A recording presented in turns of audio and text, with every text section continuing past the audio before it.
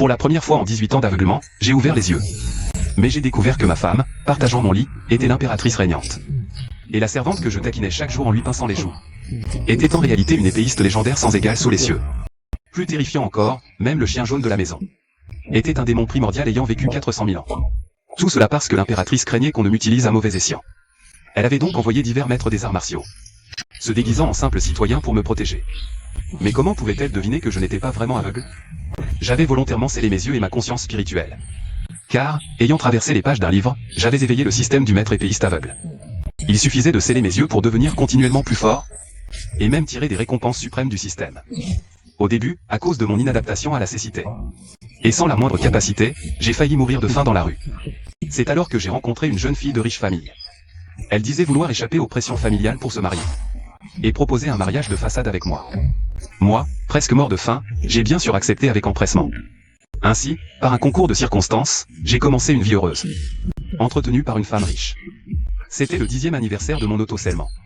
Mon esprit, longtemps silencieux, a soudain entendu la voix du système. Félicitations, hôte. Récompense suprême obtenue. En fait, j'avais eu une chance incroyable. J'avais tiré une récompense de grade divin, le cœur d'épée perçant les illusions. Instantanément, une intention d'épée terrifiante naquit en moi. Une simple trace de son pouvoir, libérée involontairement, fendit le ciel sur des milliers de lieues d'une immense crevasse.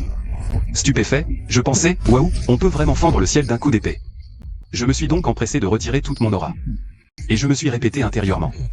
Pas encore invincible sous les cieux, il faut rester discret, très discret. Maître, vous allez bien? La servante Nalanyan entra précipitamment dans la pièce.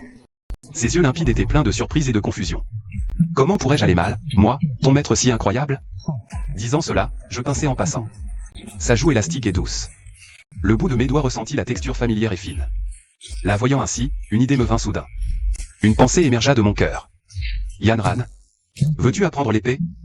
Nalanyan, couvrant ses joues rougies, hocha la tête timidement. Oui, je veux protéger madame et maître. À ces mots, je pris un air profond, main derrière le dos. Mon visage affichait une expression de nostalgie appropriée. Mais intérieurement, je trouvais la scène plutôt amusante. Je me suis éclairci la voix et ai commencé à inventer. Un vieux mendiant m'a dit un jour que j'avais une ossature exceptionnelle. Un talent martial unique sur 10 000.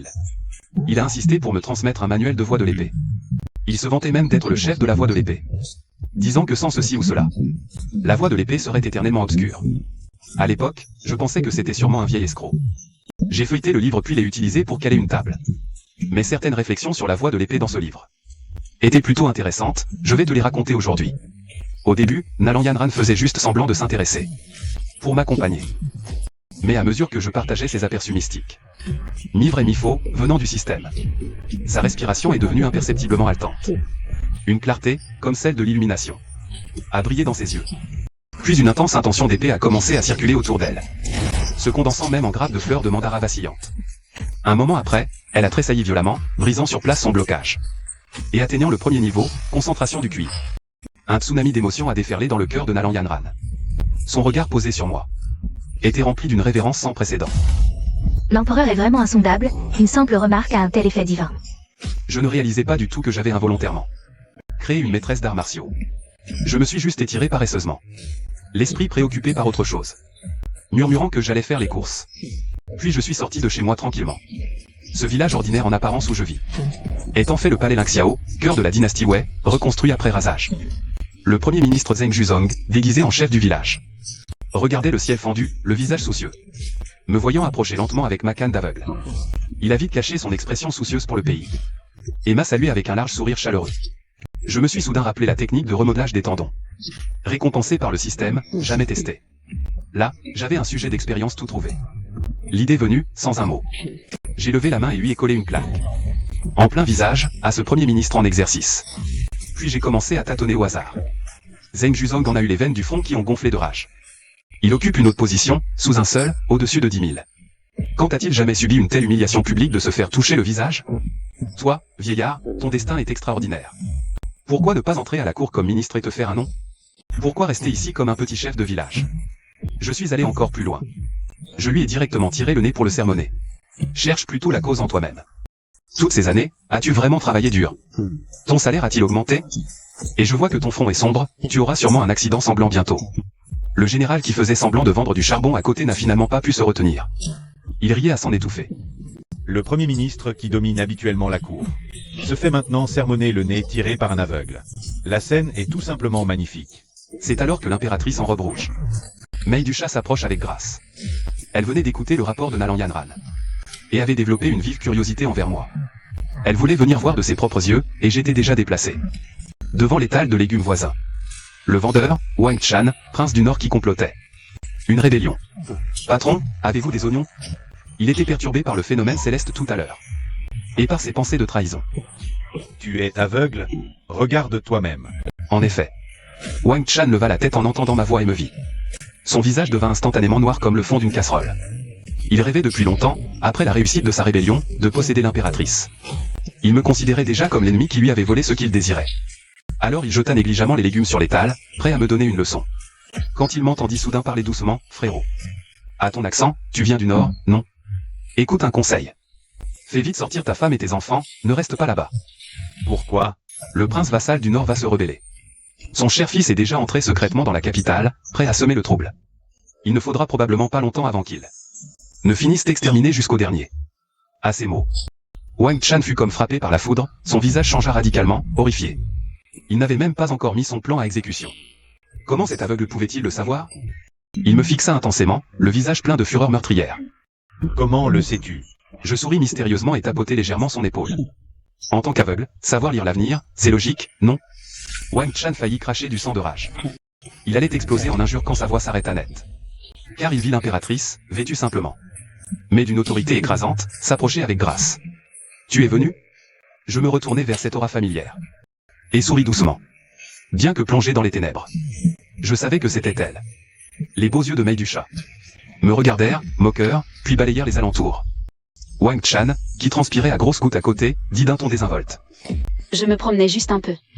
Je viens d'entendre parler de la rébellion du prince du Nord, Moi aussi, je voudrais bien entendre. En un instant, le marché autrefois animé tomba dans un silence de mort, les spectateurs terrifiés. Cet aveugle ignore vraiment tout, osait discuter publiquement d'une affaire de trahison aussi capitale. Un chuchotement collectif parcourut le marché. Mais je secouai la tête avec indifférence, parlant avec un sérieux fin. Comme s'il s'agissait du temps qu'il fait. Ce n'est pas une rumeur. Il y a 3 ans, quand l'impératrice a pris le trône, le prince du Nord, Wang Yuan, a commencé à accumuler secrètement troupes et armes, recrutant des hors-la-loi. Son ambition était déjà évidente. Aujourd'hui, son fils Wang Chan s'est infiltré dans la capitale avec des assassins d'élite, attendant seulement un trouble intérieur pour que son armée d'1 million d'hommes marche sur la capitale. À ces mots, l'ambiance devint si calme qu'on aurait entendu une aiguille tomber. Wang Chan était complètement paralysé. La peur en lui surpassait totalement la colère. Il n'en croyait pas ses yeux. Cet aveugle aurait-il une vue d'ensemble? Son plan secret, préparé pendant des années, qu'il croyait parfait, lui était révélé comme une simple conversation. As-tu des preuves? Demanda Mei du Chat, le ton devenu sérieux, sa voix laissant transparaître une froideur subtile. Je pris aussitôt une pause solennelle et déclarai haut et fort. Pour protéger la paix du village, je vais vous le démontrer sur place. Sur ce, je feignis de calculer sur mes doigts. Puis affirmer avec conviction, les assassins de Wang Chan se cachent certainement dans la résidence du Premier ministre. Et ils préparent un bain de sang. Le Premier ministre Zheng Juzong, jouant le maire, devint livide, maudissant intérieurement son sort. La bouche de cet aveugle est-elle bénie? Comment a-t-il encore deviné? L'impératrice Mei du Chat fit un signe. Le commandant de la garde, déguisé en marchand de vin, disparut sur place. Peu après, un rapport secret arriva. L'information est vraie. Des assassins ont été trouvés dans la résidence du Premier ministre. Wang Chan perdit complètement le contrôle, ses défenses s'effondrèrent comme un poisson mort. Il fut traîné, honteux, la garde ayant scellé ses pouvoirs. En partant, son regard était plein de haine, comme s'il voulait me dévorer vivant. Et moi, je m'abandonnais au bonheur de faire une bonne action par jour. J'ai même crié avec bienveillance dans le dos de son évacuation forcée. Mon pote, écoute-moi bien. Vite, fais sortir ta femme et tes enfants pour les mettre à l'abri. Tomber sur moi, c'est ta grande chance. Ces mots ont rendu Wang Chan si furieux qu'il a craché un grand jet de sang et s'est évanoui sur place. Le lendemain, alors que je me prélassais paisiblement sur ma chaise en bambou à la fraîcheur, le son de la notification du système a soudain retenti à mes oreilles. Succès dans la répression du protagoniste du destin, Wang Chan. Réduction de 600 points de sa fortune. Récompense distribuée, herbe spirituelle de rang céleste, fleur d'âme dévorante des ténèbres. Ainsi que 50 kilos de nourriture pour chiens de qualité immortelle. À ma simple pensée, cette herbe spirituelle de rang céleste, rarissime en ce monde, tomba dans ma main. Elle pouvait guérir l'impératrice de son mal-froid chronique depuis des années. Mais je réfléchissais en moi-même. Et ne comptais pas la lui offrir pour l'instant. Après tout, c'est une étrangère. Pas aussi importante que ma propre femme. Mon épouse n'est qu'une simple mortelle. Cette médecine, si elle la prendra, lui prolongera la vie d'au moins 100 ans. J'ai cueilli la fleur d'âme, l'ai broyée et jetée dans le chaudron de raffinement des âmes. Pour en faire une bouillie médicinale, d'apparence ordinaire mais concentrant une force spirituelle intérieure. Mon époux, à peine un moment sans te voir et tu me manques déjà. La porte de la cour s'ouvrit doucement. May du chat entra, un léger sourire aux lèvres. Aujourd'hui, elle ne portait qu'une simple tenue de tous les jours. Mais ne pouvait toujours pas dissimuler sa noble prestance. J'avais déjà perçu son arrivée. Et un sourire apparut instantanément sur mon visage. Je m'avançai vers elle, tenant un bol de bouillie tiède, et dis d'un ton léger. Viens, bois un bol de bouillie pour te détendre. La lumière douce du soleil matinal se déversait dans notre petite cour. Cette scène banale ressemblait à celle d'un couple ordinaire. Mais dégageait une chaleur touchante. May du chat fut visiblement surprise. En tant qu'impératrice qui détient le pouvoir de vie et de mort et agit avec détermination. Elle s'était depuis longtemps habituée aux intrigues et à la froideur de la cour. À ce moment, regardant ce mari aveugle devant elle. Et le sourire sans réserve sur son visage. Son cœur fut comme légèrement heurté par quelque chose. Des vagues d'émotions s'élevèrent. Elle ne dit rien, restant silencieuse. Prit le bol, baissa la tête et en but une gorgée. Puis ses yeux froids et limpides s'écarquillèrent soudainement. Trahissant une stupéfaction incrédule. Ce goût. C'est la fleur d'âme dévorante des ténèbres. La médecine divine qu'elle avait cherchée en vain pendant tant d'années. À ce moment, cet homme l'avait intégrée dans un simple bol de bouillie claire. Et la lui avait tendue aussi simplement, aussi naturellement. Un courant tiède et doux se répandit dans tous ses membres avec la bouillie. Ce mal-froid qui la tourmentait depuis des années, que d'innombrables médecins impériaux. La maladie froide qui semblait incurable a soudainement disparu. J'ai naturellement sorti un mouchoir. J'ai doucement essuyé les restes de bouillie au coin de sa bouche. À cet instant, son esprit est devenu complètement vide. Toutes les ruses pour manipuler les courtisans. Toute la majesté impériale, tout s'est effondré. Face à cette tendresse si simple. Elle me fixe. Comme poussée par une force invisible, elle ouvre la bouche. La famille Chou a toujours servi. Si je te demande de servir Sa Majesté, acceptes-tu? Non. Mon refus est catégorique. May du chat me lance un regard furieux, vexé sans raison. Elle pense. Suis-je un tigre ou un loup? Pourquoi ce dédain? Sur ce, elle pose le bol sur la table de pierre à côté. Et fait mine de partir, les manches battant l'air. Avant que je ne comprenne pourquoi les femmes sont si changeantes. Un son aigu et strident retentit soudain dans tout le village. L'empereur arrive. Shu Fengnian, vêtu de simple toile, vient te présenter à Sa Majesté. Je sursaute et bondis de ma chaise en bambou. Quoi? L'empereur? Est-ce à cause de ma prophétie au marché? Cela a-t-il atteint les oreilles de l'impératrice si vite? Est-elle venue spécialement pour me recruter? La servante Nalan Yanran, le visage écarlate, entre en courant dans la cour, essoufflée. Elle joue délibérément la comédie avec force. Maître, l'empereur est là. Sortez vite. Elle me tire dehors. Avant que je puisse m'agenouiller en tâtonnant, aveugle. Une main me retient fermement. Sur le palanquin de jade. Les perles et la couronne impériale se balancent doucement au vent. May du chat est nonchalamment appuyée sur le trône. Un sourire se dessine sur ses lèvres. Elle me regarde de haut, d'une voix moqueuse. Inutile de vous formaliser, maître. Je suis venu spécialement pour vous inviter à servir à la cour. Merci pour votre faveur, Majesté. Mais je ne suis qu'un homme du peuple, peu instruit. Peut-être incapable d'assumer de hautes fonctions. May du chat n'est pas irritée. Elle jette simplement un regard à Nalan Yanran à côté. Nalan Yanran comprend immédiatement. Elle s'avance et murmure à mon oreille. Maître, ne soyez pas têtu. Puisque Sa Majesté est venue en personne. Elle vous emmènera aujourd'hui. De plus, Madame est déjà partie pour la capitale. Elle ne reviendra pas de sitôt. Ne voulez-vous pas la voir plus tôt? En apprenant que Madame est à la capitale. Je réfléchis longuement et finis par soupirer. Puisqu'il en est ainsi. Je me dévoue à servir votre Majesté. Il faut vraiment te dépouiller de ce déguisement pour te maîtriser. Je vais quand même forcer la main. Plus tu résistes, plus je trouve ça intéressant. Le lendemain, dans la salle du trône, l'impératrice trônait majestueusement. D'une voix froide et résolue, elle annonça. Ministre Chou, votre talent est exceptionnel. Je décide de vous promouvoir au poste de vice-ministre des rites. Avez-vous des objections, mes chers ministres? Les dignitaires échangèrent des regards perplexes, personne n'osant répondre. Le prince de Xilian, Xiao Yuan, ricana avec arrogance et demanda avec mépris. Votre Majesté, un roturier issu des terres sauvages. Et qui plus est, un aveugle incapable de voir. De quel mérite peut-il se prévaloir pour occuper un si haut poste? Bien que je ne puisse voir son expression moqueuse. Je sentais clairement la malveillance qui émanait de lui. Me railler? Tu es vraiment tombé sur un os. Je ricanais intérieurement. Tout en parcourant rapidement dans mon esprit la liste des futurs antagonistes du royaume de Wei. Puisqu'il faut asseoir mon autorité, je vais commencer par toi. Je l'interrompis donc et déclarai d'un ton détendu. Le prince de Xilian, pour briser la barrière de sa propre cultivation, n'a pas hésité à pratiquer un art interdit et abominable.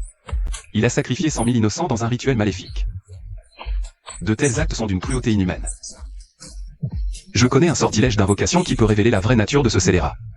Sans attendre la réaction de l'assemblée, je prononçai immédiatement une série d'incantations mystérieuses. À la surprise générale, Xiao Yuan, jusque-là élégant et distingué, vit son visage se déformer férocement. Des gémissements d'âme en peine semblaient résonner sous sa peau, comme sur le point de se libérer pour le déchiqueter. L'impératrice se leva d'un bond, son regard meurtrier. Les ministres présents pâlirent d'effroi. Cet aveugle serait-il un sage omniscient? Un jeune fonctionnaire lettré murmura alors, sceptique. Il pense que mes affirmations sont le fruit d'une enquête préalable, et non d'une vision du destin. Je me tournai lentement vers lui et dis, oh, je vais aussi te lire. Si je ne me trompe pas. Il y a 3 ans, lors des examens impériaux, le 3e lauréat a obtenu son rang par fraude. Ton père, pour soudoyer l'examinateur en chef, craignant qu'il n'oublie la faveur, a fait graver ton surnom d'enfance, œuf de chien, sur le fouet céleste offert en pot de vin, n'est-ce pas? Le fonctionnaire devint livide, ses jambes flageolèrent. Il s'effondra lourdement au sol, puis fut traîné comme un chien mort par les gardes impériaux, impassibles. Profitant du silence dans la salle, je toussautai légèrement.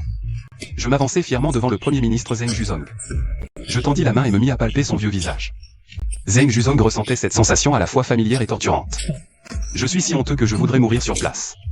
Puis, d'un air sérieux, je dis, grand conseiller. Dans mon village, il y a un chef nommé Zheng Juzio. Son horoscope et son destin sont exactement les mêmes que les vôtres. Je soupçonne fortement qu'il est votre frère perdu depuis longtemps. Le visage de Zheng Juzong se crispe en pensant à son double. À ce moment, sous le regard étrange de ses collègues, il est obligé d'admettre, contre sa conscience, qu'il a bien un tel frère aîné. Les ministres s'agitent, et les rumeurs sur les enfants illégitimes se propagent. Zheng Juzong est au bord des larmes. Il sent que sa réputation d'une vie est ruinée en un instant. Alors, il regarde avec ressentiment l'impératrice sur le trône. Un peu coupable, l'impératrice fait un geste de la main, la séance est levée. Je m'apprête à filer pour rentrer et paresser. Mais l'impératrice m'appelle soudain. Cher ministre, vous n'avez pas de résidence fixe dans la capitale. Pourquoi ne pas venir au palais avec moi, ce sera plus pratique. Je suis un peu surpris. Selon le livre, cette impératrice est connue pour être froide et fière. Pourquoi est-elle si chaleureuse avec moi? Mais je décline poliment. Merci pour votre bonté, majesté, mais ma femme m'attend à la maison. Si je rentre tard, elle s'inquiétera. L'impératrice goûte les mots de ma femme. Un sentiment étrange lui traverse le cœur. Tu aimes beaucoup ta femme? Je prends une profonde inspiration et sors une déclaration d'amour kitsch de ma vie antérieure. Dans ce monde vaste, j'ai 3 amours, le soleil, la lune et toi. Le soleil pour le matin, la lune pour le soir, et toi pour toujours. Le visage de Mei du chat devient instantanément écarlate. Elle n'a jamais entendu une déclaration aussi directe et passionnée. Son cœur bat la chamade, elle est si timide qu'elle ne sait que faire. Elle laisse échapper soudain. Je trouve que tu as très bien parlé. À peine a-t-elle prononcé ces mots qu'elle se couvre la bouche, pensant. C'est grave. Finalement, elle tourne les talons et s'enfuit. Je ne comprends rien. Je rentre chez moi, dans ma nouvelle maison de la capitale, sans savoir pourquoi. En entrant, un parfum familier m'arrive. Chérie. Tu es sortie? Le visage de Mei du chat rougit légèrement. Elle répond d'une voix à peine audible. De bonne humeur. Je me promène tranquillement dans la vaste cour nouvellement acquise. Les mains dans le dos, plein d'émotions. Pas mal, pas mal. Maintenant, nous avons une maison et une carrière dans la capitale. Mais soudain, d'un coin quelconque, un vieux chien de ferme surgit et aboie furieusement contre moi. Va-t'en. Tu n'as vraiment pas Dieu? Tu ne vois pas que le maître est rentré? Je fais semblant de le chasser d'un coup de pied, marmonnant. La bête divine gardienne du Wei, le quilin brûlant, roule 2 tours et demi sur le sol. Puis, tout le chien est abasourdi. Lui, un dieu vénéré, est traité comme un simple chien de garde par cet aveugle. Furieux, il montre les crocs, prêt à bondir et à mordre. J'ai senti un frisson de danger dans l'air. Sans réfléchir, j'ai libéré une once de volonté tranchante de mon cœur d'épée. Le vieux chien de ferme a eu tous ses poils hérissés instantanément. Écrasé par cette volonté meurtrière suprême, il a failli perdre son âme.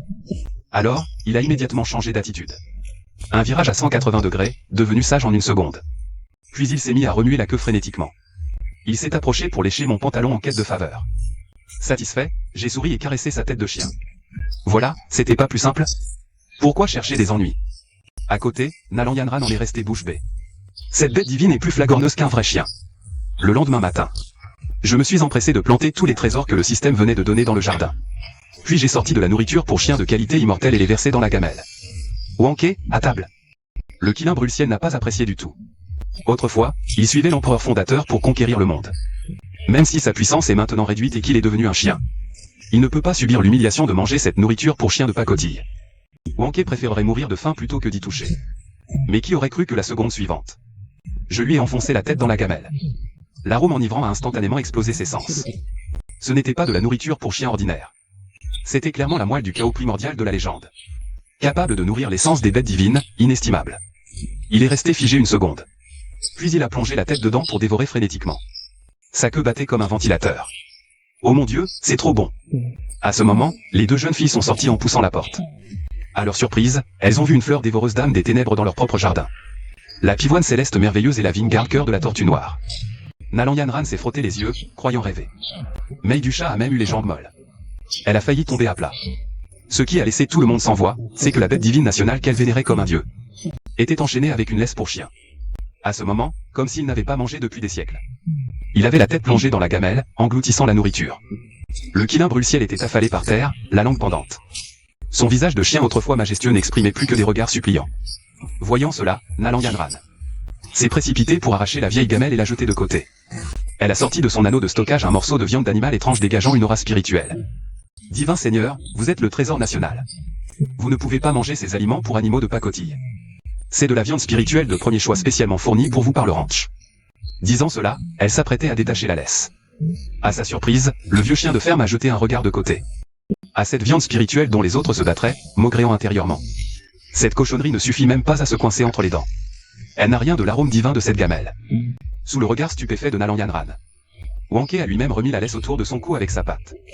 Puis il se tortille jusqu'à mes pieds, remuant la queue à toute vitesse. Il émet des gémissements câlins dans sa gorge. Shu Feng Nian. Qu'est-ce que tu as bien pu donner à Wanké pour l'ensorceler ainsi? Mei du chat descend les marches, les yeux remplis de points d'interrogation. Elle n'arrive pas à comprendre comment cette bête divine protectrice du royaume, au sang de Quilin et de dragon, même transformée en chien, n'est pas ordinaire. A pu perdre toute dignité en seulement une journée. Rien de spécial. J'ai peut-être de l'expérience avec les chiens dans mon village. Les chiens du village m'adorent. Il a dû me trouver sympathique. Je caresse la tête du chien avec une habileté naturelle, en souriant. Mei du chat a un tic au coin de la bouche, mais ne peut révéler l'identité du dieu. Elle avale ses doutes et se tourne vers la cour. Fixant les plantes lumineuses, elle demande d'un air sévère, et ces herbes spirituelles? Elle ne te trouve pas sympathique aussi, j'espère? J'avais déjà préparé mon excuse, des herbes spirituelles? Quelle idée! Ce matin, un vieil homme à barbe blanche vendait des légumes à la porte. Il avait l'air si pauvre, j'ai tout acheté et planté ça au hasard. Tu ne m'en veux pas d'avoir dépensé sans réfléchir, chérie? Mei du chat regarde ces quelques plantes qui pourraient acheter la moitié de la capitale. Des fleurs d'âme dévorantes et des pivoines célestes, elle en a la tête qui tourne. Ce n'est pas un marchand de légumes, c'est le dieu de la richesse en personne. Mais pensant à ses propres secrets, elle n'insiste pas. Après le petit déjeuner, Mei du chat part précipitamment pour affaires officielles. Nalan Yanran reste, proposant de m'accompagner au ministère des rites. Maître, l'uniforme de cour envoyé hier par le palais. Voulez-vous l'essayer? Nalan Yanran passe la tête derrière la porte. Tenant dans ses bras un uniforme officiel brodé du motif de dragon à 3 griffes. Il faut être présentable pour rencontrer un supérieur. Nous, adeptes de la voix discrète, devons rester humbles mais garder la face. Je hoche la tête d'accord. Nalan Yanran semble s'être complètement adaptée à son rôle de servante. Elle m'aide soigneusement à enlever mes vêtements. Ses mains habituées à l'épée sont maintenant douces et délicates. Mais ses doigts effleurent accidentellement ma poitrine, faisant rougir cette immortelle de l'épée d'ordinaire froide comme la neige. Elle retire sa main comme électrocutée. Je vais le faire moi-même. Je ne suis pas habitué à être servi. Nalan Yanran refuse catégoriquement. On ne sait pourquoi, elle est particulièrement insistante aujourd'hui. Même si son visage brûle comme de l'eau bouillante. Elle continue maladroitement à ajuster le col. 1 heure plus tard, elle soupire enfin de soulagement. Le front couvert de sueur, je prends ma canne d'aveugle. Caressant le tissu raide de l'uniforme, je dis en riant, allons-y. Direction la résidence du Premier ministre. Dans la rue, mes oreilles sont assaillies de rumeurs. Tu as entendu? Le nouveau favori de l'impératrice est aveugle. Ministre adjoint de 3e rang, quelle affaire? Si le véritable empereur Dieu l'apprenait, il va sûrement s'énerver au point de faire sauter le toit. Nalan Yanran, coiffée d'un chapeau de paille, écoute ces discussions absurdes. Elle a failli lever les yeux au ciel. Ces gens ordinaires, que peuvent-ils savoir? La soi-disant nouvelle favorite et l'empereur ne sont qu'une seule et même personne. Mais qui aurait pu imaginer que dans l'ombre de la capitale prospère, un danger mortel pointait doucement le bout de son nez. Dans une grotte sombre en dehors des murs, Wang Chan cracha soudainement du sang, son regard devenant sinistre et effrayant. L'incarnation sur laquelle il avait dépensé tant de ressources venait d'être percée à jour et détruite par cet aveugle, d'un simple regard. Cela lui faisait ressentir une menace comme jamais auparavant. Shu Feng Nian, tu cherches la mort. Serrant les dents, il ouvrit son disque de communication. Une lueur vacilla. Une femme vêtue d'une robe violette, à la silhouette envoûtante, apparut lentement. Sa taille fine comme celle d'une couleuvre et sa peau d'une blancheur de neige paraissait particulièrement séduisante à la lueur des bougies. Un simple regard était plein de charme. Feng Ming, tue quelqu'un pour moi. L'empereur Shu Feng Nian du Grand Wei. Une fois la chose faite, je te garantis que toi et ton frère seraient réunis. La femme nommée Feng Ming, le visage empreint d'excitation, accepta la mission d'une voix tremblante.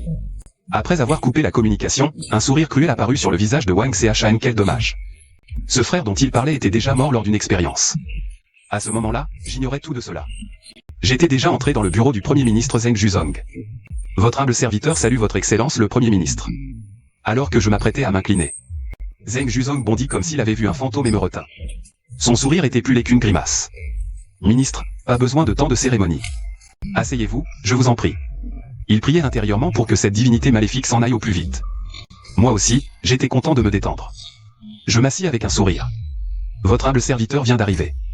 S'il y a du travail, votre Excellence le ministre, n'hésitez pas à ordonner. Je m'ennuie à mourir, je n'ai rien à faire. Zheng Juzong secoua la tête comme un tambourin, maugréant intérieurement. Qui oserait vous donner des ordres, vénérable? Alors que je me préparais à prendre congé, un parfum flotta soudain. Un instant, Excellence, ne partez pas encore. Écoutez ce que cette humble femme a à dire. Une femme d'une beauté particulièrement envoûtante s'avança lentement. Ses doigts fins et délicats se posèrent doucement sur mon épaule. Le bout de ses doigts effleura à peine ma poitrine.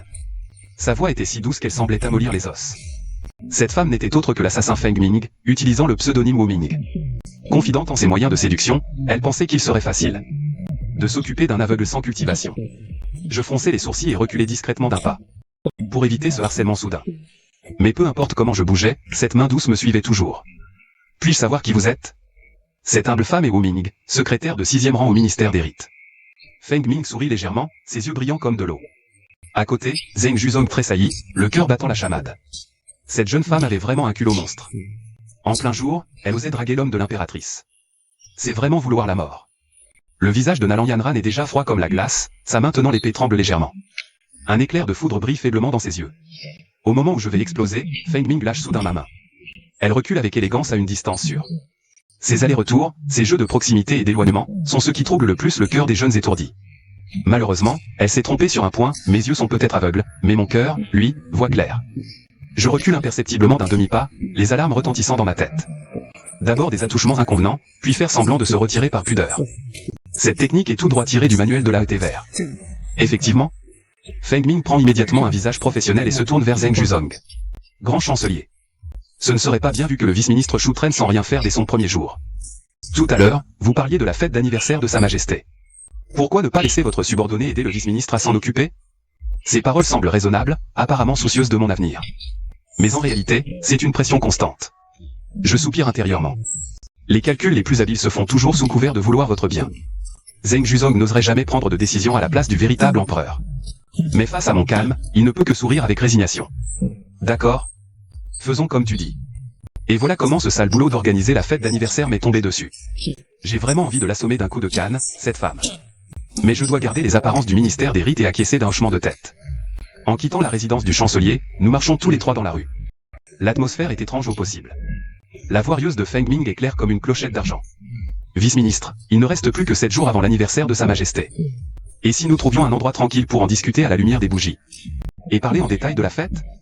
En parlant, son regard, tranchant comme une lame, balaie Nalan Yanran, dont l'aura glaciale est palpable.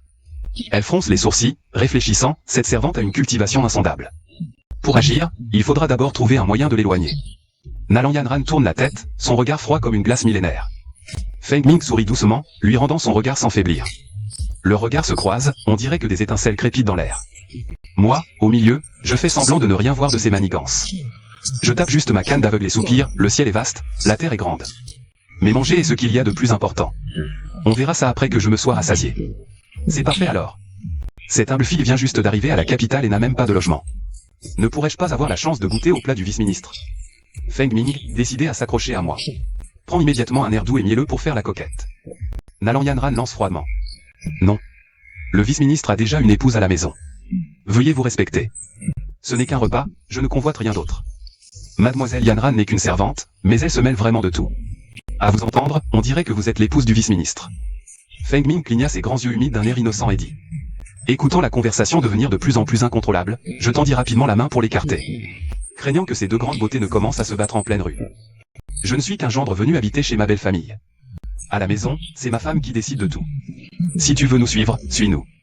Voyons si ma femme veut bien te garder. Le gendre Feng Ming resta figé sur place. Elle n'aurait jamais imaginé que ce nouveau favori tout-puissant à la cour, ce haut fonctionnaire de 3e rang, avait en réalité pour identité secrète celle d'un homme entretenu. Nalan Yanran fit une tête mécontente, voulut parler mais se tut. Ce n'est rien, Yanran, allons-y. Je fis un geste de la main avec indifférence. Mais Feng Ming, qui était en train de réfléchir, entendit Yanran.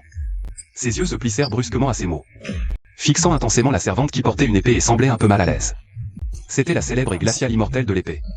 Elle servait d'éblouir un aveugle. Nous rentrâmes bientôt à la résidence. Dans la cour, une femme vêtue d'une robe de femme mariée, un tablier autour de la taille, sortait de la cuisine en portant un plat fumant. Vous arrivez juste à temps. Lavez-vous les mains, le dîner est prêt. Mei du chat me sourit doucement. Mais son regard se posa rapidement sur la séduisante Feng Ming. Sourcils légèrement froncés, avec une pointe d'examen. Qui est-ce? Un collègue, qui vient manger. Je répondis à la légère. Une lueur de mécontentement, imperceptible, traversa le regard de Mei du chat. Mais en tant que maîtresse de maison, elle sourit généreusement. D'accord. Mais Feng Ming, à ce moment, fut comme frappé par la foudre. Son esprit était en ébullition. L'aura impériale gravée dans ses os la faisait trembler jusqu'aux genoux. L'impératrice, la tueuse impitoyable de la secte démoniaque, était maintenant assise, mal à l'aise. Feng Ming ouvrit la bouche, faillit crier. Mei du chat pressa rapidement un doigt sur ses lèvres, lui lança un regard d'avertissement et désigna du doigt mon voisin. Feng Ming comprit aussitôt et hocha frénétiquement la tête, se referma rapidement et regarda les plats sur la table. Manger un plat préparé de la main de l'impératrice. Un tel honneur, même si je devais y laisser ma tête de main, ça en vaudrait la peine. Elle prit joyeusement un morceau de poisson, le mit en bouche. Amer, épicé, salé, rance. Les 4 saveurs explosèrent sur sa langue. Les yeux de Feng Ming se voilèrent, elle faillit vomir sur place. Qu'est-ce que c'est que ça? C'est du poison? Elle se couvrit la bouche, jetant des regards furtifs autour d'elle, pour voir que moi et Nalan Yanran avions aussi le cou raide. Avalant avec une expression complexe. C'est si mauvais? Mei du chat, sentant l'atmosphère, demanda pleine d'attente. Vraiment mauvais. Je hochai honnêtement la tête. Délicieux. Feng Ming leva aussitôt le pouce, son instinct de survie à son comble. Je trouve ça plutôt pas mal. Nalan Yanran prit silencieusement une gorgée de thé pour se rincer la bouche, mentant à contre-cœur. Mei du chat hocha la tête et jeta un coup d'œil à la silhouette de déesse de Feng Ming. Son regard s'arrêta un instant sur sa poitrine opulente. Puis elle poussa tout le plat de poisson vers elle. Si c'est bon, mange en plus. Le sourire de Feng Ming se figea sur son visage. Elle ferma les yeux, des larmes coulant. Elle avala de force tout le plat, comme si elle avalait des braises.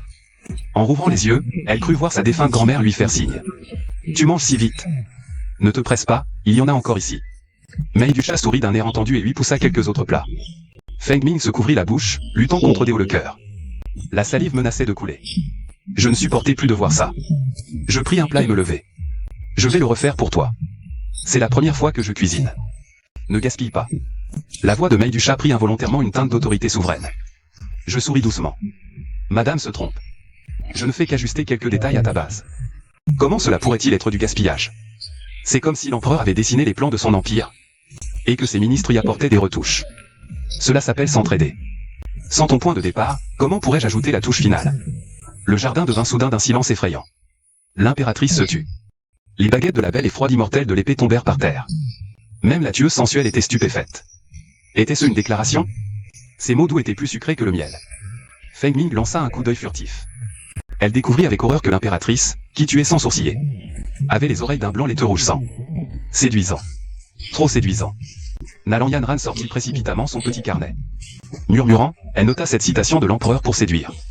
Même si l'impératrice était la première du monde en littérature, en art de gouverner et en arts martiaux. Face à une telle tendresse passionnée, elle n'était finalement qu'une jeune fille qui n'avait jamais été amoureuse. Peu après, je revins avec le plat retravaillé. Mei du chat saisit rapidement une tranche de viande et la porta élégamment à sa petite bouche. Une saveur extrême, jamais goûtée auparavant, explosa sur le bout de sa langue. Son corps tressaillit légèrement, ses yeux de phénix pleins d'une clarté jamais vue. Tu as raison, c'est vraiment délicieux, dit-elle avec un sourire radieux. C'était la première fois depuis qu'elle était devenue impératrice qu'elle affichait un sourire aussi pur et touchant. Alors, mange en plus. Je souris et ajoutai un autre morceau de viande dans son bol. L'impératrice n'avait plus du tout l'allure du suprême de Dawei. Ses 2 petites canines espiègles scintillaient au soleil. Ses yeux en amande, humides, avaient même une touche de naïveté enfantine. Bien sûr. Je n'en ai pas encore assez. À côté, Nalan Yanran. Filamo en cachette, ses baguettes immobiles depuis un moment. Elle avait à peine mangé, mais était déjà rassasiée de nourriture pour chien, d'images d'amour. On dirait que l'impératrice était vraiment tombée cette fois. Une demi-heure plus tard, Mei du chat partit à contre-cœur. Pressé de retourner au palais pour s'occuper des affaires de l'État qui s'empilaient comme une montagne. Grand intendant. On devrait discuter des préparatifs du banquet d'anniversaire. Dès que l'impératrice est partie, Feng Ming s'est approché pour me presser. Ses yeux brillaient d'une lueur étrange. J'ai dit pas de précipitation en tapotant mes vêtements. Je me suis levé et attrapé la laisse à côté. Wanké. Je vais te promener. Le vieux chien, autrefois qu'il brûle en ciel, a émis un gémissement sourd. Lui, une bête divine gardienne du royaume, en était réduit à se faire promener en laisse. Il s'est couché sur les dalles, refusant catégoriquement de bouger. J'ai tiré sur la laisse, mais il n'a pas bougé. Alors, je lui ai donné un coup de pied au derrière. Lève-toi et va faire dehors. Si tu fais dans la cour, je te fais mijoter ce soir. Le vieux chien en a eu les veines qui ont palpité. Je suis une bête divine, je n'ai pas besoin d'éliminer. Il allait s'emporter quand j'ai dit lentement, je compte jusqu'à 3. Si tu ne te lèves pas, plus une seule croquette. La seconde d'après, la bête divine, si fière un instant, a bondi, remuant la queue à toute vitesse. Il a léché mon pantalon en quête de faveur. La dignité? Face aux croquettes spéciales, être un chien lécheur, c'est pas si mal. Satisfait, j'ai emmené Wanké en promenade. Nalan Yanran et Feng Ming se sont regardés. Et ont dû me suivre, résignés. C'est à ce moment que Shu Moxian, le grand général gardien du royaume de Wei, entrait précipitamment dans la capitale. Ces rebelles ont vraiment un sacré culot. Shu Moxian était vert de rage. Il avait reçu l'ordre secret d'inspecter la frontière. Et il avait découvert que près de la moitié des officiers avaient déjà secrètement rejoint le rebelle Wang Yuan. Sans même retirer son armure, il a écrit un rapport secret à cheval. Et l'a fait porter d'urgence à l'impératrice par son homme de confiance. Après cela, il a décidé d'aller d'abord rendre visite à Shu Fengnian, espérant trouver chez cet homme extraordinaire, prédit par le sage, un moyen d'écraser définitivement Wang Yuan. Mais alors qu'il passait au coin de la rue, Shu Moxian m'a aperçu. À ce moment-là, je tenais la laisse. Et marmonnais devant un arbre tordu, pisse, allez. On se balade depuis des heures, qu'est-ce que tu traînes? Le quilin brûlant ciel a regardé autour de lui. Pas de connaissance en vue, pensa-t-il, et la petite Nalan Yanran ne dira rien. Il a pris son courage à deux pattes, fermé les yeux, et levé la patte arrière avec aisance. Il s'apprêtait à savourer ce moment de libération rare. Quand la voix familière de Shu Fengnian l'a frappé comme la foudre, le paralysant. Ses yeux se sont écarquillés. Mais l'élan était trop fort, impossible de s'arrêter. Il a continué son affaire tout en tournant mécaniquement. Sa tête de chien, vidée de son âme. Quand leurs regards se sont croisés, Shu Moxian est resté figé sur place. Il a même frotté ses yeux, se demandant s'il rêvait. La tempête de sable à la frontière l'aurait-elle étourdi? C'était le quilin brûlant, gardien de Dawei depuis un siècle. Et le voilà, accroupi comme un chien errant, faisant pipi au bord de la route. Le vieux chien a vite rentré sa patte, le regard aussi indifférent qu'un Bouddha ayant vu à travers les illusions du monde. Des années d'amitié. Parti en fumée, littéralement pissé aux chiottes. Sentant une présence, je tapote son épaule en riant. Vieux forgeron. Toi aussi à la capitale? Allez. Je t'offre un verre. La joue de Shu Moxian tressaute, il ricane sèchement. Je rends visite à de la famille. À côté, Feng Ming reste pétrifié, les yeux écarquillés. C'était le grand général Shu, celui qui a anéanti 6 royaumes en une bataille. Le plus grand guerrier de l'empire d'Awei. Pourquoi se montre-t-il si soumis devant Shu Fengnian? Serait-ce un maître épéiste caché? Nalan Yanran me tire vite par la manche, chuchotant. Maître, n'oubliez pas l'affaire du banquet d'anniversaire. Ah oui, c'est vrai. Je me tape le front, un peu gêné, et dis à Shu Moxian. Pas de chance aujourd'hui, j'ai du travail. Frère Shu, une autre fois, on boira à s'en saouler. Sur ce, je tire la laisse et repars. Mais à cet instant, à mon oreille retentit le son cristallin du système. Succès, humiliation du protagoniste du destin, Wang Chan. Valeur de fortune réduite de 800 points. Récompense, art céleste, un souffle, 3 puretés. Récompense, 20 ans d'expérience de cultivation pure. Soudain, l'énergie spirituelle en moi bouillonne, dévalant mes méridiens à toute vitesse. Je brise directement le stade avancé de la concentration de l'esprit. Cette sensation de pouvoir percer le ciel d'un doigt, terrasser une horde de démons d'un coup d'épée. Encore plus incroyable, l'art céleste peut créer 3 clones possédant 60% de ma puissance. Et connecté à mon esprit. Un vrai cadeau de ce pigeon, Wang Chan. De retour dans la cour, Feng Ming et moi nous asseyons face à face sous le pêcher. Nous discutons du banquet. Pendant ce temps, hors de la ville, Wang Chan, venant d'apprendre la capture de son contact à la frontière, est fou de rage. Tout est la faute de ce maudit aveugle. Haletant, il sort de sa tunique un globe oculaire étrange à double pupille. Une relique d'un ancien sage. Une fois marqué, impossible de se cacher. Il ricane, activant l'art secret. Un écran lumineux s'allume doucement. Il veut voir si Feng Ming, qu'il menace avec la vie de son frère, a obtenu des informations. Mais l'image le frappe comme la foudre. Dans la cour où volent les pétales de pêcher, Feng Ming, les joue dans les mains. Fixe de ses grands yeux brillants. Le beau jeune homme aux yeux bandés de soie noire. Maître, que offrirez-vous pour l'anniversaire de l'impératrice? Sa voix doucereuse ne ressemble plus à celle d'une tueuse. Je n'ai pas encore décidé, répond le jeune homme avec un sourire radieux. Monsieur, votre chien est si sage, comment l'avez-vous dressé? En le privant de nourriture s'il n'obéit pas, échange-il. Les pétales de pêcher flottent, une mièvrerie qui déborde l'écran. À l'écran, Feng Ming est fasciné. Une femme pleinement éprise. En train de flirter avec son amant, PFFT. Wang Chan crache du sang, voix noire, manque de succomber sur place. Son atout maître. Lui fait la cour devant lui à son pire ennemi. Wang Chan tremble de rage devant la scène idyllique. Il s'effondre en arrière, renversant le paravent. Feng Ming n'oserait jamais me trahir. Il doit y avoir une autre explication. Il se relève péniblement, affichant un sourire forcé. Mais son regard est sombre à faire frémir, oui. Elle doit être en train de séduire Shu Fangnian. Pour percer ses défenses. Même lui trouve cette excuse absurde. Il n'y a personne ici, pourquoi séduire? Un coup de couteau suffirait. Sous le péché, Feng Ming reste le menton appuyé sur sa main. Ses yeux envoûtants sont pleins d'attente, monsieur. Comment devrions-nous organiser la fête de l'impératrice? Je souris. Pour moi, c'est simple. C'est juste un grand événement d'entreprise. Annoncez-le, pour que tous célèbrent. Invitez les dignitaires à un banquet. Après le repas, proposez des divertissements. Tous offrent des cadeaux, puis un tournoi. Poésie, danse, opéra, tout y passe, voilà. Je lui tends un jade préparé à l'avance. Suivez ce plan. Feng Ming le prend comme un trésor. Elle le consulte, émerveillée. Génial, monsieur. Une organisation vraiment inédite. Tout en louant, elle baisse la tête, me lançant des regards chargés d'émotion. Mais ces regards qui feraient fondre un homme ne font aucun effet sur moi, aveugle. Feng Ming se frotte les yeux fatigués de cligner. Une amertume l'envahit. Vraiment, des œillades pour un aveugle. Je tapote ma canne, fronçant les sourcils.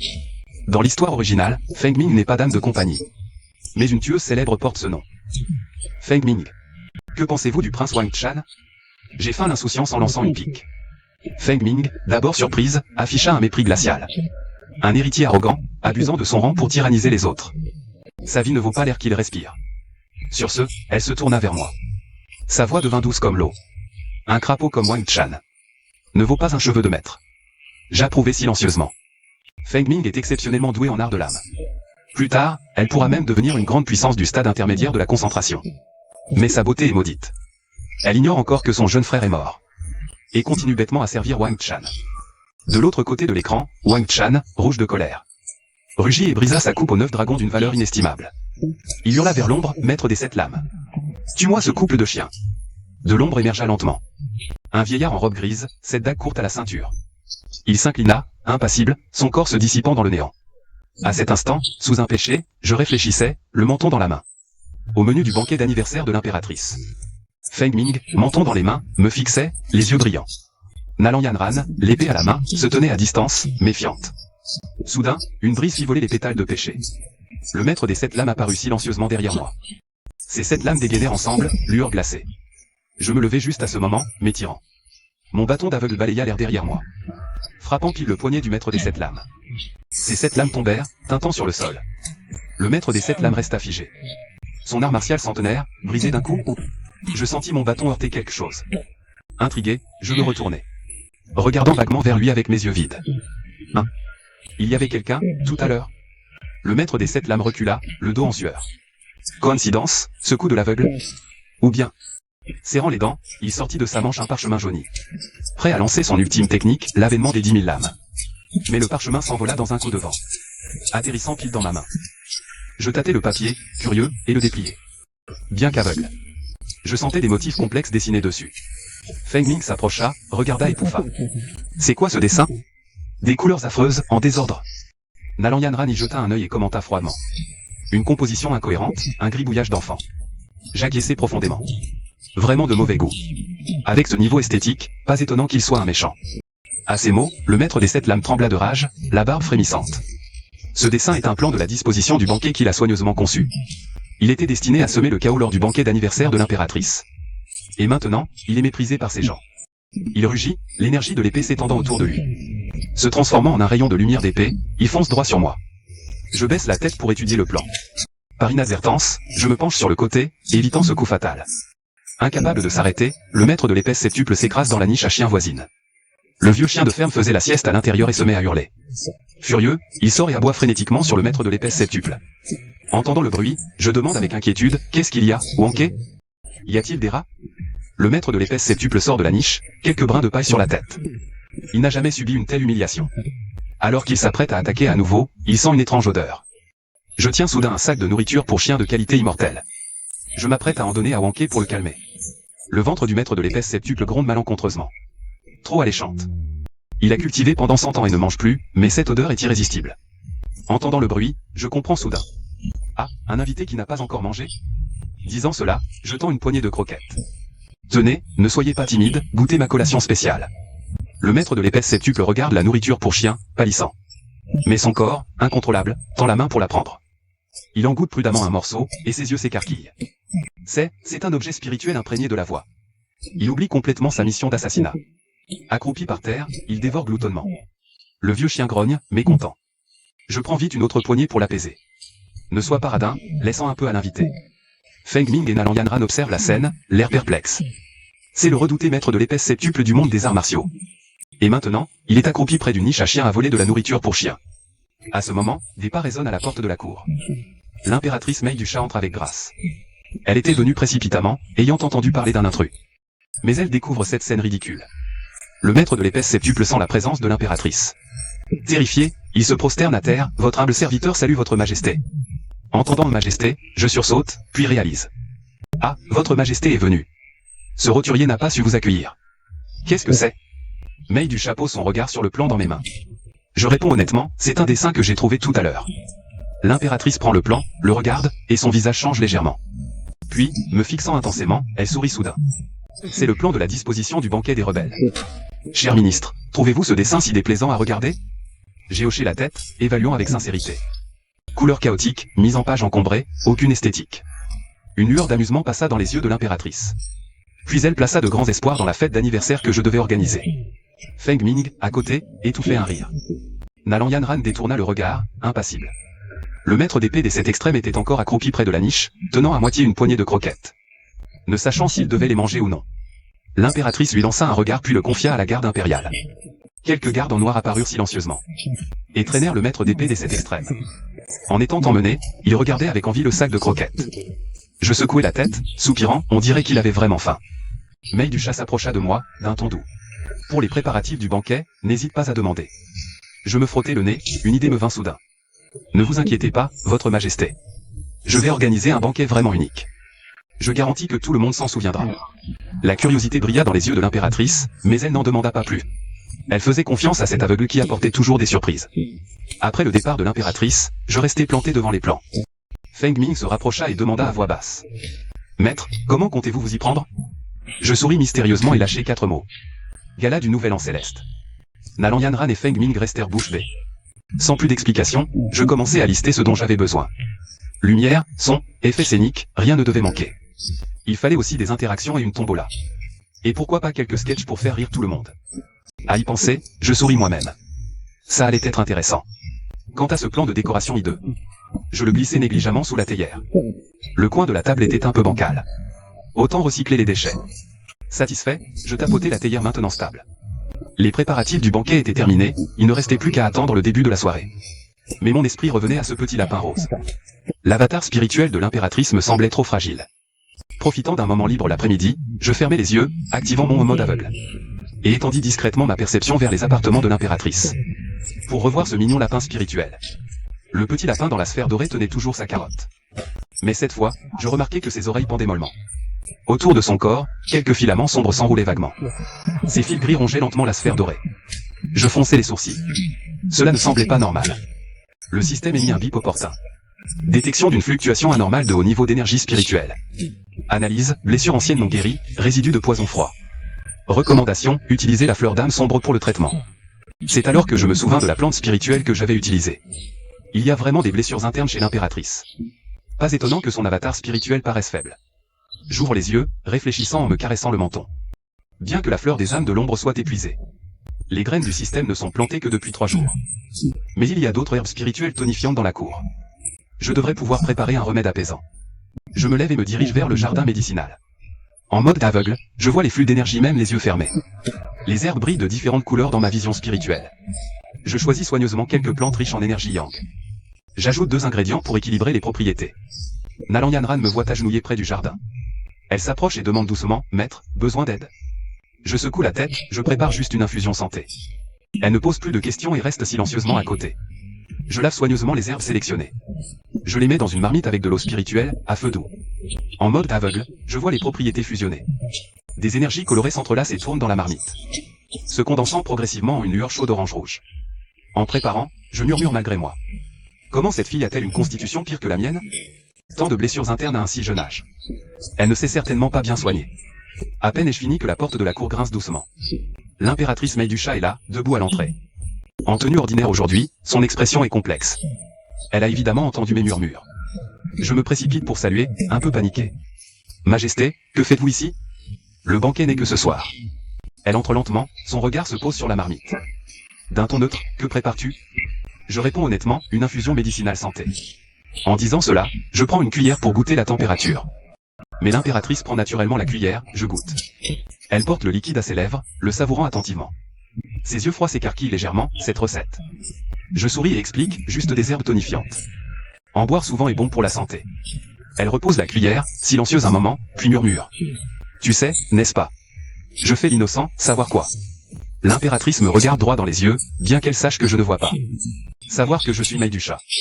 Savoir que j'ai de vieilles blessures. Savoir que je t'ai menti pendant des années. Je me gratte la tête, d'un ton léger. Je sais juste que ma femme n'est pas en bonne santé.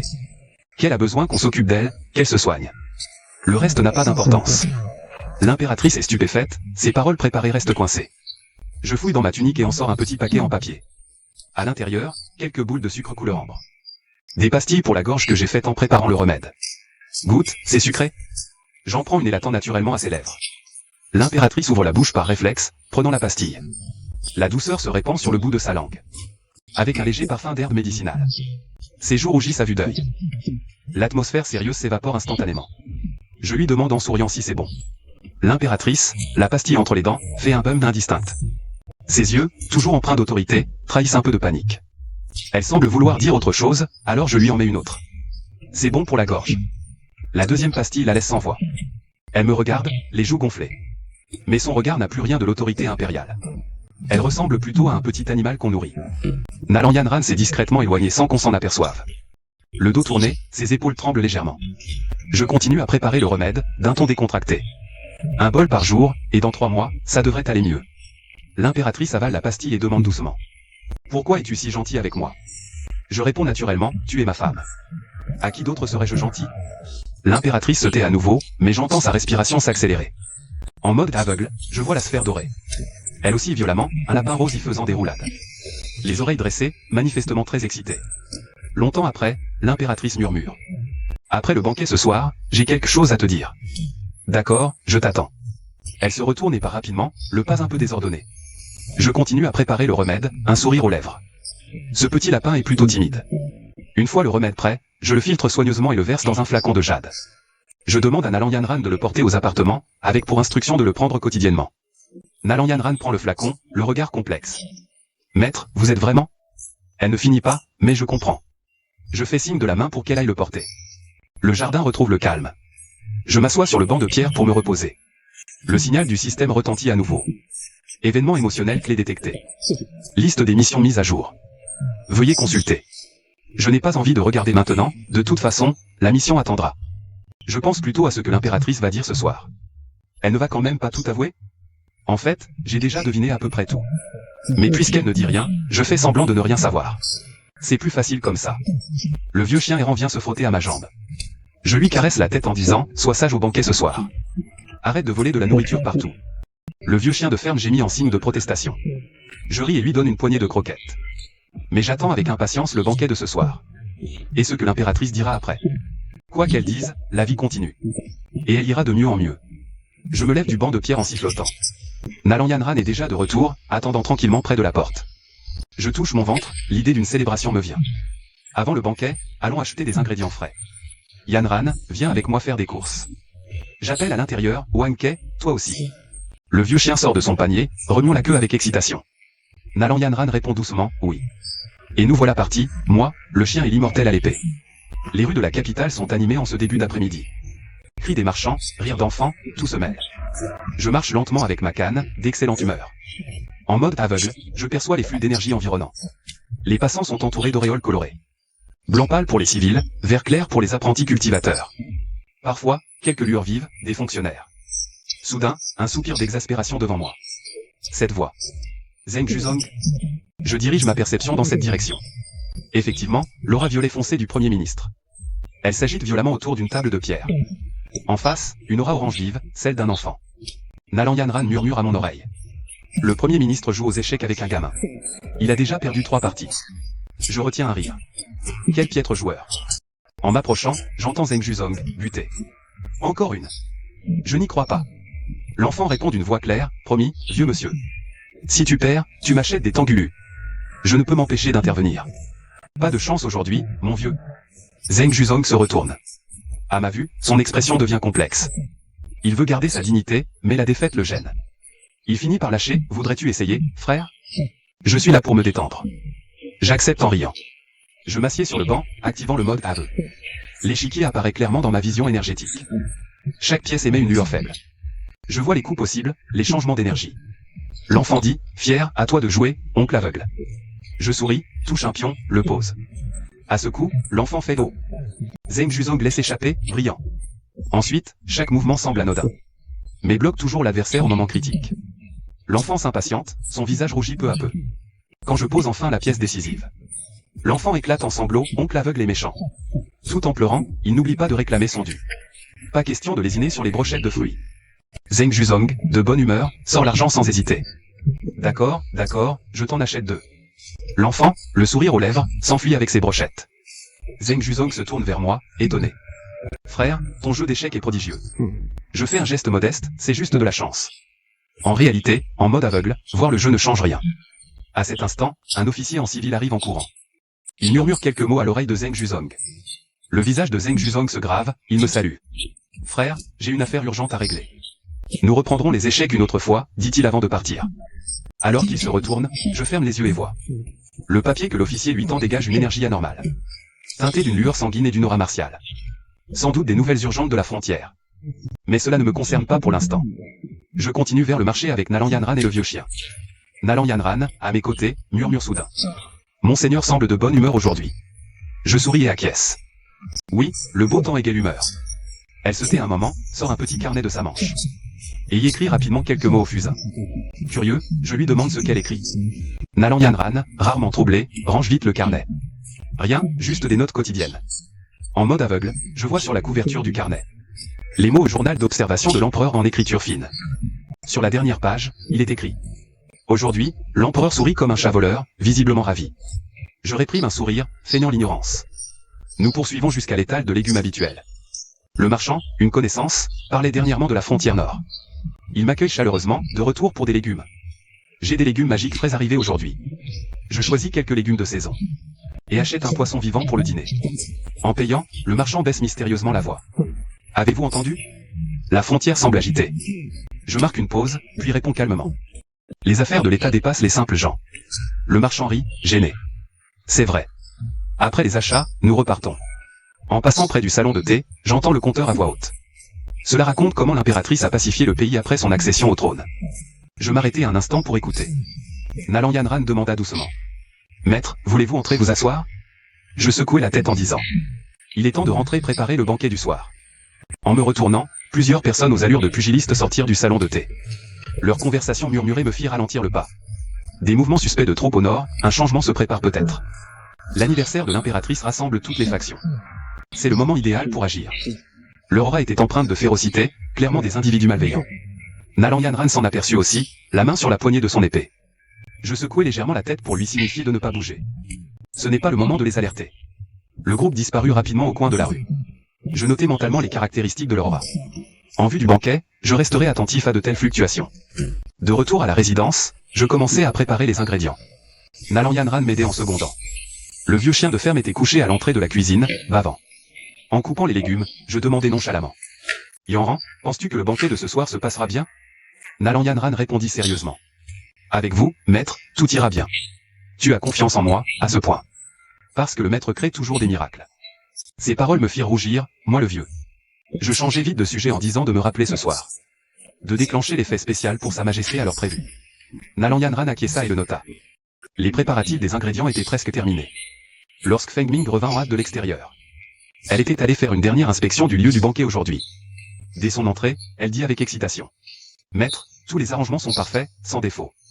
Les serviteurs du palais font les derniers ajustements. J'acquiesçai, lui disant qu'elle avait bien travaillé. Feng Ming s'approcha, vit les plats sur le plan de travail. Et demanda, les yeux brillants, ai-je besoin de moi? J'y réfléchis et lui demandai de s'occuper de la présentation, son sens esthétique étant bon. Nous trois et le chien fûmes occupés à la cuisine jusqu'au soir. Au coucher du soleil, tous les préparatifs étaient terminés. Je changeai pour la nouvelle tenue de cérémonie. Bien qu'aveugle. Nalanyanran dit qu'elle mettait en valeur mon tempérament. Le vieux chien de ferme fut aussi lavé, son pelage brillant. Feng Ming changea spécialement pour une longue robe mauve pâle. Elle paraissait moins séduisante, un peu plus digne. Nalanyanran portait toujours sa robe blanche simple, son épée dans le dos. Alors que nous nous apprêtions à partir pour le banquet, on frappa doucement à la porte. Nalanyanran ouvrit, surprise, et s'inclina. Votre Majesté. L'impératrice Mei du Chat se tenait devant la porte. Elle portait des vêtements simples, sans suite. Je sentis que ses fluctuations spirituelles s'étaient apaisées. Il semble que le médicament commence à faire effet. Elle murmura, je passais par là, je vais avec vous. Je n'avais évidemment pas d'objection. Nous nous dirigeâmes vers le palais Lingxiao, à 4 et un chien. En chemin, l'impératrice marchait à mes côtés. Elle me rappelait parfois doucement qu'il y avait une marche. En réalité, je pouvais tout voir, même en mode aveugle. Mais je faisais semblant d'avoir besoin d'aide. Cette sensation d'être pris en compte était plutôt agréable. Alors que nous approchions du palais Lingxiao, l'impératrice dit soudain. Après le banquet ce soir, je t'attends dans le jardin impérial. Je hochai la tête, d'accord. Elle marqua une pause, puis ajouta, il y a des choses que je veux te dire depuis longtemps. Je répondis en souriant, en fait, moi aussi, j'ai des choses à dire. Elle sembla soulagée, et son pas s'allégea un peu. Nalanyanran et Feng Ming suivaient derrière. Ils échangèrent un regard. Chacun vit une lueur amusée dans les yeux de l'autre. Le vieux chien courait devant. Il se retournait parfois pour nous attendre. Le soleil couchant allongeait nos ombres. Comme une peinture quotidienne chaleureuse. Et je savais qu'en dessous de ce calme, des courants sombres s'agitaient. Mais quoi qu'il en soit, le banquet de ce soir devait être un succès. Car c'était mon cadeau d'anniversaire pour elle. Je me tenais dans l'antichambre du palais Lingxiao, ajustant ma tunique. Nalanyanran me rappela à voix basse, maître, l'heure approche. Je hochai la tête, pris une profonde inspiration, prêt à faire mon entrée. Soudain, l'alerte urgente du système résonna dans mon esprit. Mission finale, sauver l'impératrice et déclarer publiquement vos sentiments. Contexte, détection d'une armée ennemie massive approchant. Le chef ennemi, Wang Chan, mène 100 000 rebelles aux portes de la ville. Objectif, protéger l'impératrice et déclarer vos sentiments publiquement après la victoire. Récompense, mode aveugle et permanent, libre passage au mode normal. Je restais interdit, marmonnant instinctivement. C'est ça, sauver l'impératrice? Système, arrête de chercher des noises. Elle peut très bien s'en sortir seule, pourquoi je dois m'en mêler? À peine avais-je fini qu'un son de cornes sourd retentit à l'extérieur du palais. Puis les cris paniqués des gardes, attaque. Les rebelles assiègent la ville. La panique s'empara instantanément du palais, les invités affolés. L'impératrice Mei du Chat se leva de son trône de dragon. Son visage était calme, mais sa voix était empreinte d'autorité. Où est le commandant de la garde impériale? Le commandant Shu Moxian s'avança d'un pas, je suis là, votre majesté. Protégez le palais et repoussez l'ennemi. Shu Moxian serra les poings, accepta l'ordre et sortit rapidement du palais. Je restai sur place, un peu désemparé. Ce Wang Chan sait vraiment choisir son moment, il vient justement ce soir. Le beau banquet d'anniversaire est complètement gâché. L'alerte du système retentit à nouveau. Détection de l'entrée de l'hôte dans une scène de combat. Déverrouillage temporaire des fonctions d'assistance au combat. Le mode aveugle peut être activé en mode analyse de champ de bataille. Je ferme les yeux pour activer la nouvelle fonctionnalité. Je vois clairement le flux d'énergie spirituelle de la capitale. De nombreux groupes d'énergie rouge s'approchent de l'extérieur de la ville. C'est l'aura de meurtre des rebelles qui s'est condensée. Parmi ces énergies rouges, il y en a une noire comme de l'encre. Particulièrement visible. C'est l'énergie de Wang Chan, pleine de haine et de folie. J'ouvre les yeux et dis à Nalanyanran. Yanran, va protéger sa majesté. Nalanyanran demande avec inquiétude. Et vous, seigneur? Je souris et dis, je vais voir un vieil ami. Je sors du palais en m'appuyant sur ma canne d'aveugle. Feng Ming se ferait un chemin dans la foule et dit avec impatience. Maître, je viens avec vous. Reste dans le palais pour aider à maintenir l'ordre. Elle serre les dents et me suit quand même. Nous arrivons sur la place devant le palais. Des cris de combat proviennent de la direction des remparts au loin. Shu Moxian a déjà dirigé la garde impériale pour la défense. Mais les rebelles sont nombreux et aidés par des cultivateurs. La situation n'est pas optimiste. Je ferme les yeux pour observer le champ de bataille en mode aveugle. Je découvre rapidement le problème. Plusieurs cultivateurs puissants sont cachés parmi les rebelles. Ils sont en train de conjurer ensemble un sort de perturbation. Cela rend les soldats nerveux et réduit leur force de combat. Je dis à Feng Ming, tu vois ceux en robe grise. Feng Ming regarde dans la direction que je montre. Elle voit 3 cultivateurs cachés derrière les rebelles. Elle hoche la tête et demande, je vais les éliminer? Je secoue la tête et dis, non, je vais m'en occuper. Je sors la cloche de cuivre de ma manche. Je la secoue doucement, elle émet un son clair. Le son, renforcé par l'énergie spirituelle, traverse le champ de bataille, interrompant exactement l'incantation des 3 cultivateurs. Ils lèvent la tête, surpris. Je ferme les yeux pour verrouiller leur position. Puis je fais un geste simple, je claque des doigts. En mode aveugle, je vois 3 rayons d'énergie d'épée. Ils jaillissent de mes doigts et frappent précisément les dentillons des 3 cultivateurs. Ils hurlent et tombent à terre. Le sort est brisé, le moral des troupes monte. Shu Moxu en profite de l'occasion pour contre-attaquer. Mais les rebelles sont trop nombreux. Les remparts sont endommagés à plusieurs endroits. La silhouette de Wang Chan apparaît sur les remparts. Il rit follement et crie. Mei du chat, aujourd'hui est ton dernier jour. L'impératrice est arrivée sur la place sans qu'on sache quand. Elle se tient à côté de moi et dit calmement, ministre, avez-vous une bonne stratégie pour repousser l'ennemi? Avant que je ne réponde, le système m'avertit soudain. Détection, l'hôte peut emprunter le mode aveugle. Guider toute l'énergie spirituelle de la ville pour construire une barrière défensive. Suggérer de coordonner avec les nœuds d'énergie disposés pour la fête d'anniversaire. Mes yeux brillent, c'est une bonne idée. Je ferme immédiatement les yeux, activant à plein le mode aveugle. Tous les nœuds d'énergie de la capitale s'illuminent à mes yeux. Ces lumières et formations spirituelles préparées pour le banquet deviennent maintenant les meilleures pierres angulaires de défense. Je guide toute l'énergie spirituelle vers les murs de la ville, formant une barrière transparente à l'extérieur.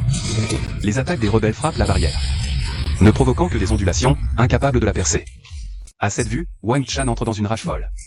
Il se mord la langue, crachant un sang vital. Utilise une technique secrète pour augmenter violemment son niveau. Cette masse d'énergie noire gonfle instantanément plusieurs fois. Menace presque de percer la barrière. Je fronce les sourcils, ce type se donne à fond. Je réfléchis à comment réagir. Quand le vieux chien de ferme jaillit soudain de mes pieds. Il court au centre de la place, hurle vers le ciel. Ce hurlement n'est pas un aboiement, mais un rugissement bestial majestueux. Sous le regard stupéfait de tous. Le corps du vieux chien commence à briller et à gonfler. En un instant, il devient une bête dorée géante de 3 ânes. La bête a 2 cornes, des écailles, et ses sabots crépitent de flammes. Voilà la vraie forme du Qilin brûle-ciel. Il me jette un regard, parle avec une voix humaine. Gamin, laisse-moi la barrière. Toi, occupe-toi de ce pitre. Je hoche la tête, surpris. Le dieu lève la tête, crache un pilier de lumière dorée. Le pilier s'injecte dans la barrière, la renforçant davantage.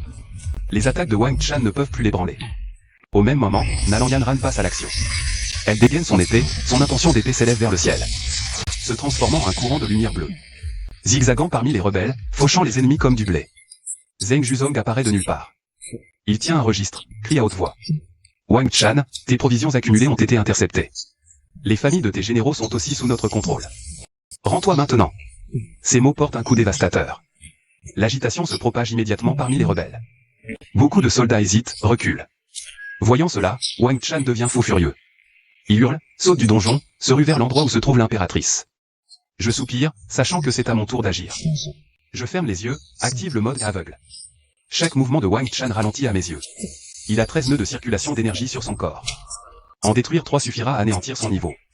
M'appuyant sur ma canne d'aveugle, j'avance comme au hasard, me plaçant juste sur la trajectoire de Wang Chan. Il ricana en brandissant son sabre, concentrant toute sa puissance dans la lame. Je me décalai d'un côté, évitant l'attaque, et pointai légèrement ma canne d'aveugle. Le premier coup toucha le point d'énergie de son poignet, le sabre s'envola de sa main. Le second toucha son point d'entian, son énergie vitale se bloqua instantanément. Le troisième pointa entre ses sourcils.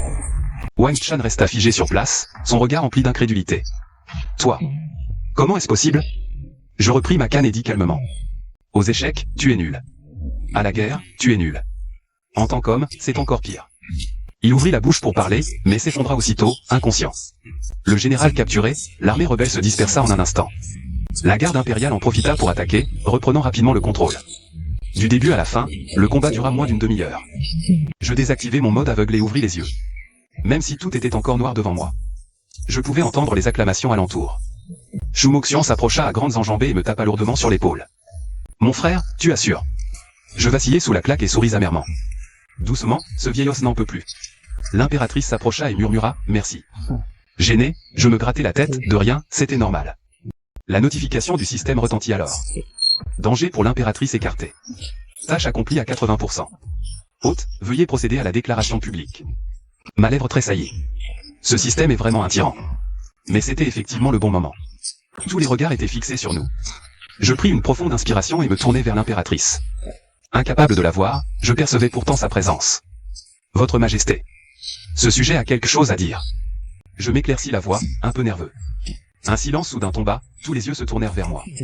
L'impératrice Mei du Chat répondit doucement, parle, mon cher sujet. Le système hurlait dans ma tête, vite, dis-le. Je repris mon souffle et déclarai d'une voix claire, bien que basse. Votre Majesté. Puis-je cumuler le poste d'épouse impériale? Un concert de soupirs étouffés s'éleva dans la salle. Je me dépêchai d'ajouter, principalement pour cuisiner légalement pour vous toute ma vie. Après avoir dit ça, je me sentis un peu idiot. Mais c'était la vérité.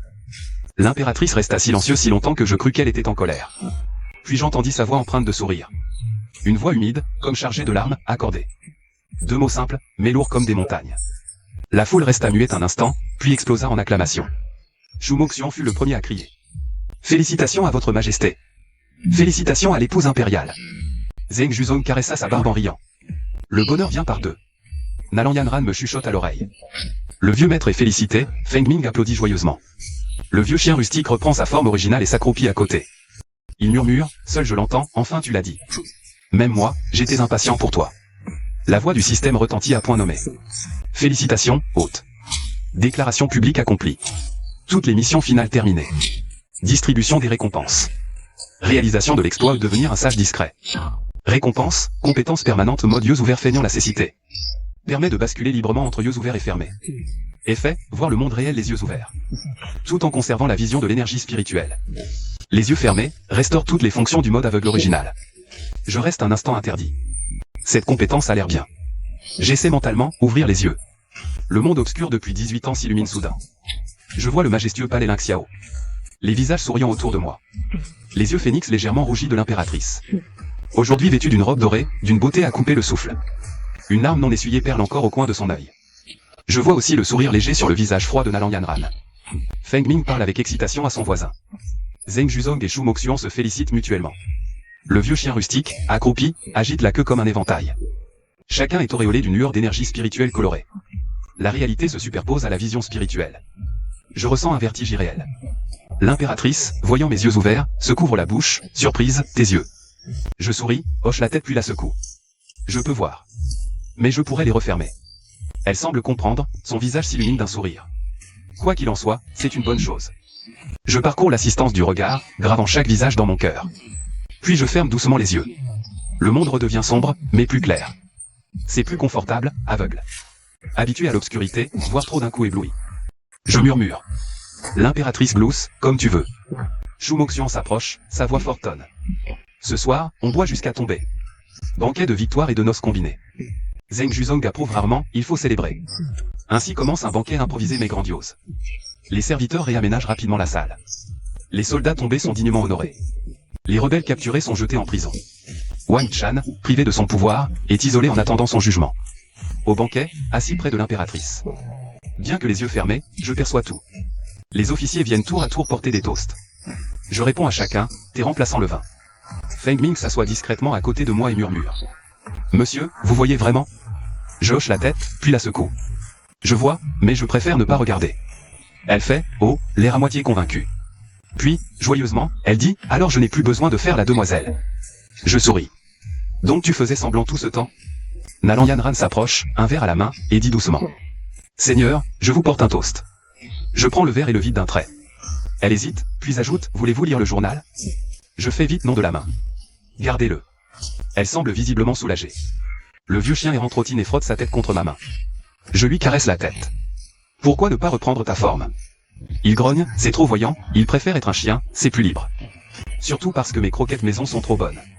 Je ris, prends une poignée de croquettes spéciales et les lui donne. L'impératrice se penche et murmure à mon oreille. Merci pour tout aujourd'hui. Je secoue la tête. C'est à moi de te remercier de m'avoir invité à vie. Elle éclate de rire. Alors, les cuisines impériales sont à toi. Je tape ma poitrine. Pas de problème.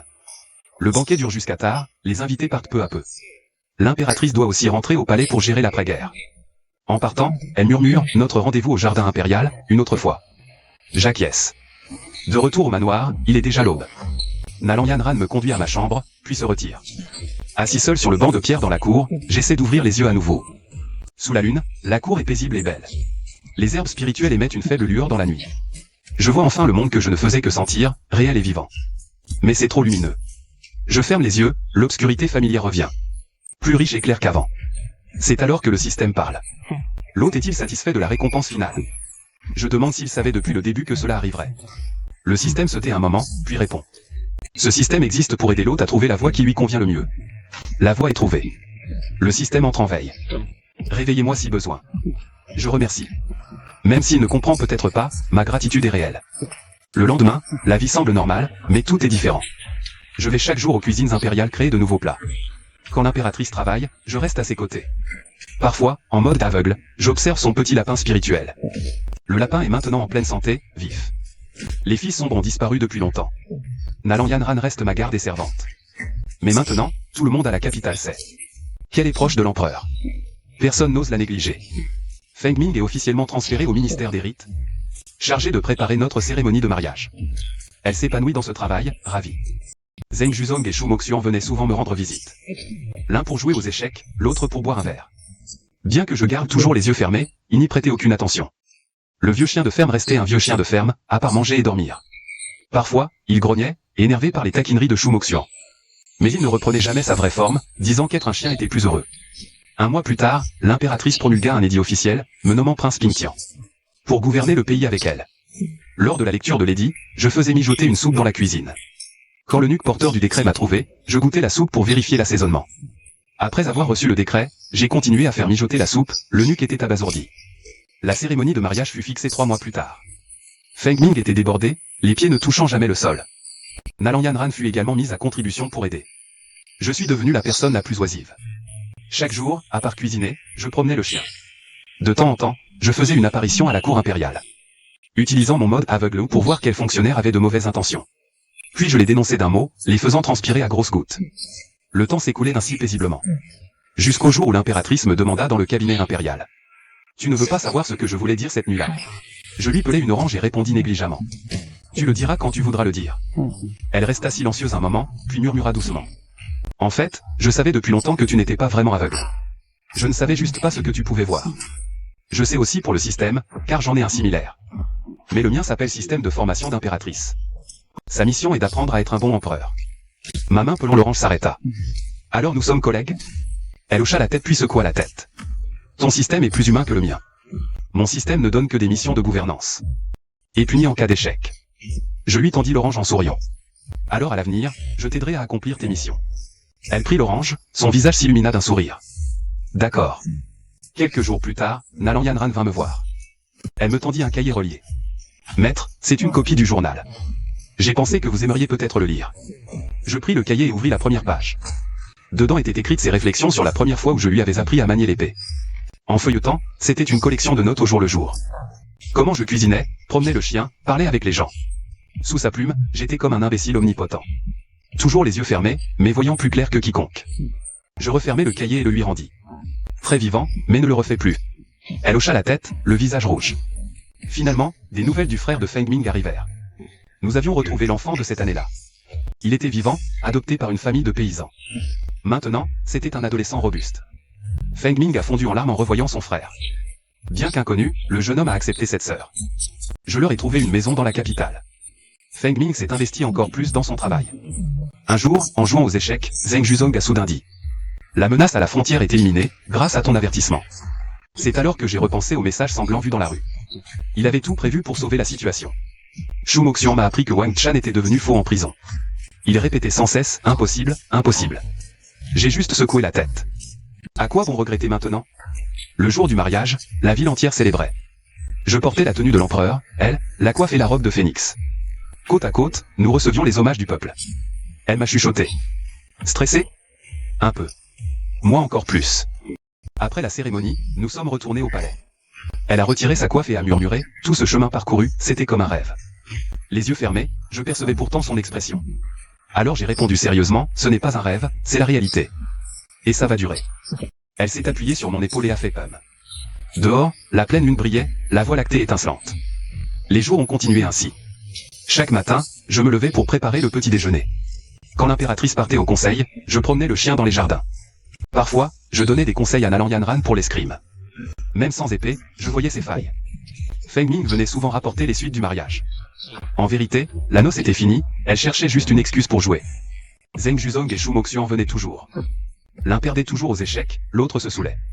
Puis ils partaient en se plaignant l'un de l'autre. Le vieux chien adorait maintenant chasser les papillons. Avec son niveau, une patte suffisait.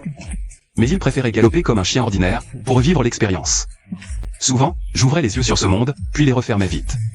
Car si la lumière est belle, l'obscurité me rassure davantage. Et en mode aveugle, je voyais l'essence plus vraie. Les flux d'énergie, les chaleurs humaines, plus claires qu'à l'œil nu. L'impératrice était complètement guérie, son mal froid ne revenait plus. Quand elle traitait les affaires, je préparais le thé à côté. Parfois, je donnais un conseil. Souvent mauvais, mais elle y réfléchissait sérieusement. Ainsi, nous nous accompagnons. Traversant jour après jour ordinaire. Jusqu'à ce jour où, les yeux fermés à nourrir le chien, l'impératrice s'appuie sur moi pour les rapports. Nalan Yanran s'entraînait au loin. Zheng Juzong et Shu Moxian se disputaient encore. Cette fois pour savoir s'il fallait d'abord les canaux ou les remparts. Écoutant ces voix, une satisfaction immense m'a envahi. Dans cette vie, ouvrir les yeux ou non, elle était déjà pleine de lumière.